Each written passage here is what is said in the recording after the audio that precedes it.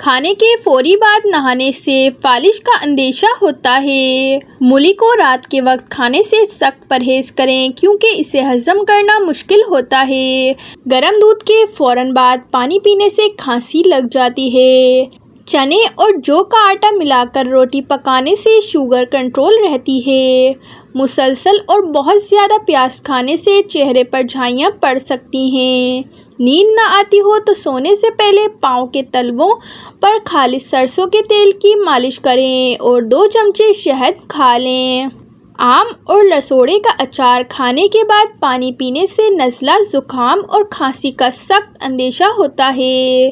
साग पकाने से कबल अगर उसे खोलते हुए पानी में उबाल लिया जाए तो लज्जत बढ़ जाती है। रात सोने से कबल कमरे में नीले रंग का बल्ब जलाएं। ऐसा करने से मच्छर कमरे में नहीं आते। रोटी पकाकर रोटी के बर्तन में 1 अदद अदरक का टुकड़ा रख दें तो रोटी सारा दिन नरम और ताज़ा रहेगी। चाय और दही एक साथ नहीं खाना चाहिए।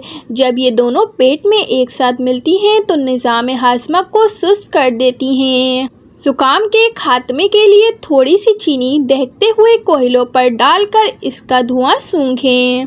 सोने से पहले फल नहीं खाना चाहिए। उन्हें खाने का ये सबसे बुरा वक्त है क्योंकि इससे शुगर लेवल बढ़ सकता है और ये हालत आपको पूरी रात जगाती रहेगी। लेकिन अगर आप दिन के आगाज़ में फल खाते हैं तो आप पूरा दिन एक्टिव और फ्रेश रहेंगे। कान में अचानक दर्द हो जाए तो पाँव की छोटी उंगली का मसाज करने से काफ़ी हद तक आराम आ जाता है। मूंगफली खाने के बाद पानी पीने से गुरेज करना चाहिए क्योंकि इसके नतीजे में खांसी और गले में खराश हो सकती है। गोश्त और दूध का एक साथ हरगिज़ इस्तेमाल ना करें वरना नुकसान हो सकता है।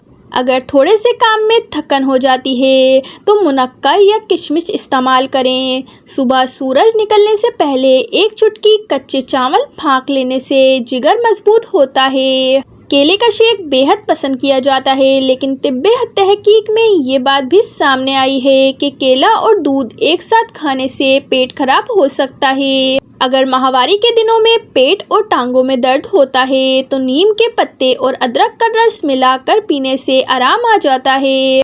अंडे और केले एक साथ खाने की आदत जिस्म के लिए निहायत नुकसानदेह साबित हो सकती है।